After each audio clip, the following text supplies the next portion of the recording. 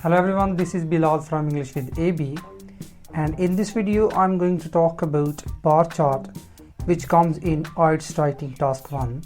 So we will write a model answer step by step, and we will also learn some useful vocabulary to describe a bar chart. But before we do that, let's first talk about how our writing task 1 is assessed. यानी कि जो IELTS writing task 1 है उसमें हमें marks कैसे दिए जाते हैं. Let's first talk about that. IELTS writing marking criteria. So your writing is assessed in 4 areas: task achievement, coherence and cohesion, lexical resource, grammatical range and accuracy. तो हमें जो स्कोर मिलता है IELTS writing task 1 में वो इन 4 areas में मिलता है. Let's first talk about task achievement. It means how well you complete task 1. इसका मतलब ये है कि आप टास्क 1 को कैसे कंप्लीट करते हो. तो अगर आप टास्क अचीवमेंट में अच्छा स्कोर लेना चाहते हो तो उसके लिए आपको जो चीज़ें करनी हैं, covers the requirement of the task, यानी कि जो टास्क हमको दिया गया है उसकी रिक्वायरमेंट्स को हमने पूरा करना है. उसके बाद we are suppose to present a clear overview, यानी कि अगर आप बैंड 7 लेना चाहते हो तो उसके लिए आपको क्लियर ओवरव्यू लिखना होगा. तो अब बात करते हैं कोहेरेंस एंड कोहेजन की. तो इसका मतलब ये है कि how well you organize your ideas and link them together, यानी कि आप अपने आइडियाज़ को कैसे ऑर्गेनाइज करते हो और उनको आप कैसे लिंक करते हो. तो कोहेरेंस एंड कोहेजन में अच्छा स्कोर लेने के लिए आपको लिंकिंग वर्ड्स यूज़ करना होंगे, क्योंकि लिंकिंग वर्ड्स की मदद से आप सेंटेंसेस को कनेक्ट करोगे. और उसके बाद कोहेरेंस एंड कोहेजन में अच्छा स्कोर लेने के लिए जो बॉडी पैराग्राफ्स आपने लिखने हैं उनको आपने लॉजिकली डिवाइड करना है. अब बात करते हैं लेक्सिकल रिसोर्स की. इसका मीनिंग ये है the range and accuracy of your vocabulary, यानी कि आपकी वोकेबलरी की रेंज क्या है और किस एक्यूरेसी से आप अपनी वोकेबलरी को यूज़ करते हो.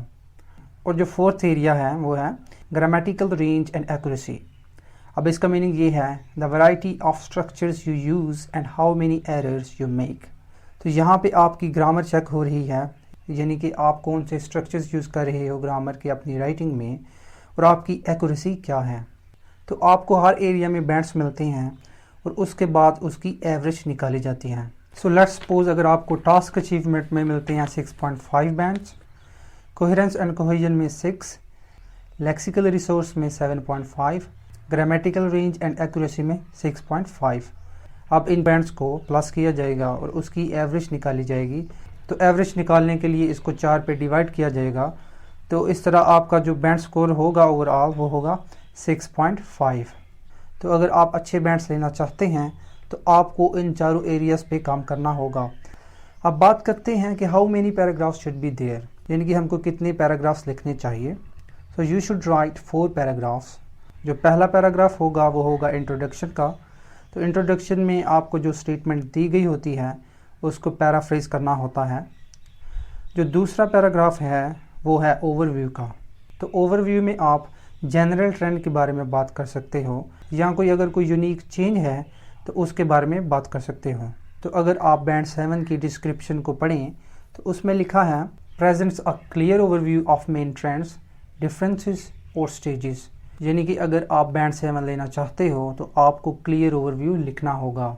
तो जो चीज़ें आपने नहीं करनी है ओवरव्यू में, डोंट राइट नंबर्स और परसेंटेजेस इन योर ओवरव्यू. आपने ओवरव्यू में ना कोई परसेंटेज लिखनी है, ना कोई नंबर लिखना है और ना ही कोई डेटा बताना है. तो अब बात करते हैं बॉडी पैराग्राफ्स की. तो आपने 2 बॉडी पैराग्राफ्स लिखने हैं, लेकिन जो इन्फॉर्मेशन दी गई है आपने उसको लॉजिकली डिवाइड करना है 2 बॉडी पैराग्राफ्स में, क्योंकि अगर आप कोहेरेंस एंड कोहेजन में अच्छा स्कोर लेना चाहते हो तो आपको लॉजिकली इन्फॉर्मेशन को डिवाइड करना होगा. Now let's talk about how many words should you right, यानी कि आपको कितने वर्ड्स लिखने चाहिए. So you should right 150 to 180 words. आपको 150 से 180 के दरमियान वर्ड्स लिखने चाहिए. ओके, अब बात करते हैं उन चीज़ों के बारे में जो आप IELTS राइटिंग टास्क 1 में नहीं कर सकते हो. Don't write a personal opinion, यानी कि आप अपनी पर्सनल ओपिनियन नहीं लिख सकते हो. जो भी चार्ट में इंफॉर्मेशन आपको दी गई है आपने सिंपली उसको डिस्क्राइब करना है. डोंट राइट अ कंक्लूजन, यानी कि आपको कंक्लूजन नहीं लिखनी चाहिए आइट्स राइटिंग टास्क 1 में।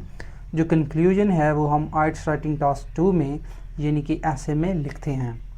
Okay, now let's see the graph that we have to describe. So here is the graph. Let's read the statement. The graph below shows female unemployment rates in each country of the United Kingdom in 2013 and 2014. अब इस graph में हमें UK की 4 countries दिखाई गई हैं और उनमें फ़ीमेल अनएम्प्लॉयमेंट रेट क्या था 2013 में और 2014 में वो दिखाया गया है। इस इंफॉर्मेशन को हमें डिस्क्राइब करना है। So let's write the first paragraph introduction. The bar chart compares the percentage of women who were jobless in 4 countries of the UK in the years 2013 and 2014। अब इंट्रोडक्शन में मैंने स्टेटमेंट को paraphrase करके लिख दिया है और उसके बाद जो अनएम्प्लॉयमेंट है उसके लिए मैंने सिनोनिम यूज़ किया है जॉबलेस। तो इस तरह आपने इंट्रोडक्शन में जो स्टेटमेंट है उसको पैराफ्रेज करना है। जो स्टेटमेंट है उसको आप कॉपी नहीं कर सकते हो, क्योंकि अगर आप कॉपी करते हो तो आप मार्क्स लूज़ करोगे। So we have written our first paragraph of introduction.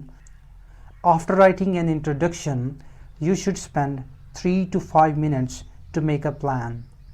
अब प्लान बनाना बहुत ज़रूरी है, क्योंकि आपने प्लान बनाना है कि आप इंफॉर्मेशन को कैसे डिस्क्राइब करोगे, ओवरव्यू में क्या लिखोगे, बॉडी पैराग्राफ्स को कैसे डिस्क्राइब करोगे।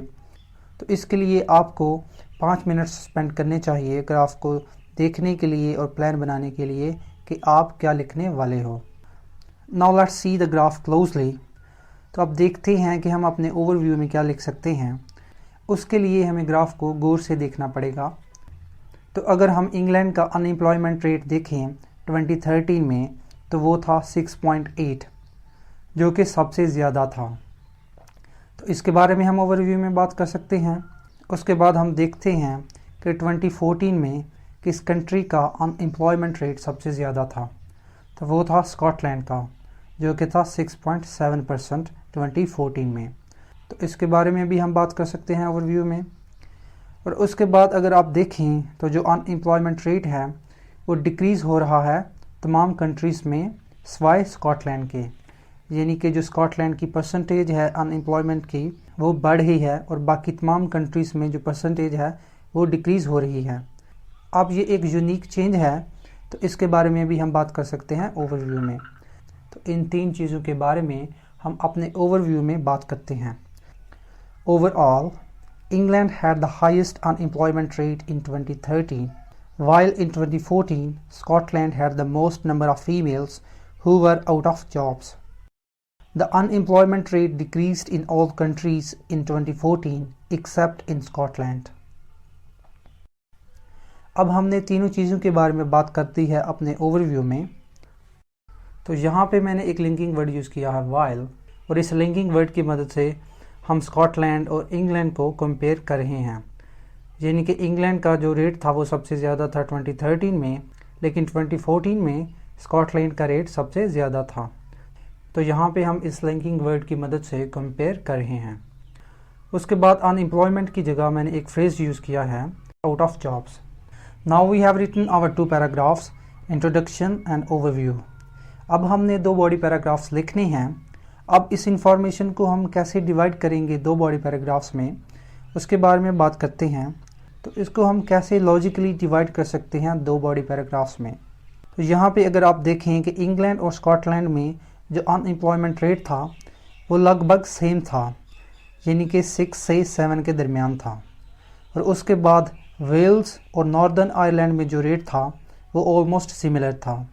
तो इस तरह हम इंग्लैंड और स्कॉटलैंड के रेट्स के बारे में एक पैराग्राफ में बात कर सकते हैं और दूसरे पैराग्राफ में हम वेल्स और जो नॉर्दर्न आयरलैंड का रेट था उसके बारे में बात कर सकते हैं। So let's write first body paragraph. तो पहले बात करते हैं इंग्लैंड की। तो इंग्लैंड की अगर आप परसेंटेज देखें इन 2013 तो वो थी 6.8 और वो कम हो के 2014 में 6.5 रह गई। अब इसको डिस्क्राइब करते हैं।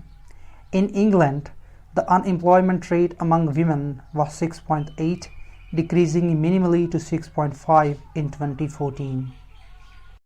तो यहाँ पे हम कह रहे हैं कि जो इंग्लैंड का रेट था वो 6.8 था 2013 में, और 2014 में ये कम होके 6.5 रह गया।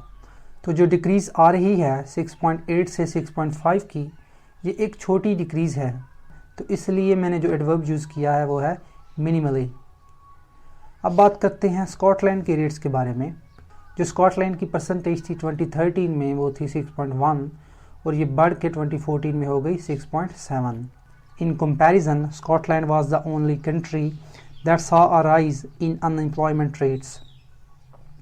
The percentage was 6.1 in 2013, but after a minimal increase of 0.6%, it became 6.7% in 2014, which is about the same rate England had in 2013. अब इस सेंटेंस में मैं जो स्कॉटलैंड का रेट है उसको कंपेयर कर रहा हूँ इंग्लैंड के रेट के साथ। अगर आप स्कॉटलैंड की परसेंटेज देखें 2014 में तो वो थी 6.7, और इंग्लैंड की अगर आप परसेंटेज देखें 2013 में तो वो थी 6.8। तो ये मिलती जुलती परसेंटेज है, तो इसलिए सेंटेंस के लास्ट पार्ट में मैं इसके बारे में बात कर रहा हूँ, which is about the same rate England had in 2013। तो आपको कंपैरिजन भी करना होता है, क्योंकि अगर आप स्टेटमेंट को पढ़ें तो वहाँ पे लिखा है मेक कंपैरिजन्स वेयर रेलिवेंट। तो अब हमने इंग्लैंड और स्कॉटलैंड के बारे में बात कर ली है और एक बॉडी पैराग्राफ कंप्लीट कर लिया है। Now let's write the second body paragraph. Wales and Northern Ireland had almost the similar unemployment rate in 2013 at 5.4% and 5.6% respectively. अब इस एक सेंटेंस में मैंने दोनों कंट्रीज़ में जो रेट था 2013 में उसके बारे में बात कर दी है। अब बात करते हैं कि 2014 में इनके रेट्स में क्या डिफरेंस आया। Wales experienced a slight fall of 0.4% in 2013. However, Northern Ireland saw a significant decrease of 1%, taking the rate to 4.6%, which was the least among the 4 countries. तो इस सेंटेंस में मैंने बात की है कि वेल्स की जो परसेंटेज थी वो 0.4% डिक्रीज़ हुई, जो कि एक स्लाइट फॉल है। उसके बाद मैंने एक लिंकिंग वर्ड यूज़ किया है however। अब इसकी मदद से मैं ये बता रहा हूँ कि जो परसेंटेज में फॉल थी वेल्स में वो कम थी, लेकिन नॉर्दर्न आयरलैंड में जो फॉल आई परसेंटेज में वो 1% की फॉल थी। तो ये एक बड़ी डिक्रीज़ है, इसलिए मैंने लिंकिंग वर्ड यूज़ किया है however। उसके बाद जो सेंटेंस का लास्ट पार्ट है which was the least among the 4 countries. अब यहाँ पे मैं ये बता रहा हूँ कि जो नॉर्दर्न आयरलैंड की परसेंटेज थी 4.6 इन 2014 वो सबसे कम थे। So we have written our model answer. तो यहाँ पे हमने जो लिंकिंग वर्ड यूज़ किए हैं वो हैं while, in comparison, however। उसके बाद चेंज को बताने के लिए जो एडवर्ब्स और एडजेक्टिव्स हमने यूज़ किए हैं वो हैं decreasing minimally, minimal decrease, slight fall, significant decrease. तो अगर आप लिंकिंग वर्ड्स की मदद से अपने सेंटेंसेस को अच्छे से लिंक करोगे तो आपको कोहेरेंस एंड कोहेजन में अच्छा स्कोर मिलेगा। उसके बाद आप जितने अच्छे एडवर्ब्स यूज़ करते हो चेंज को बताने के लिए, आपको वोकैबुलरी में उतना ही अच्छा स्कोर मिलेगा। Okay, so that is the end of the video. We will meet again in next video. Till then, goodbye and take care of yourself.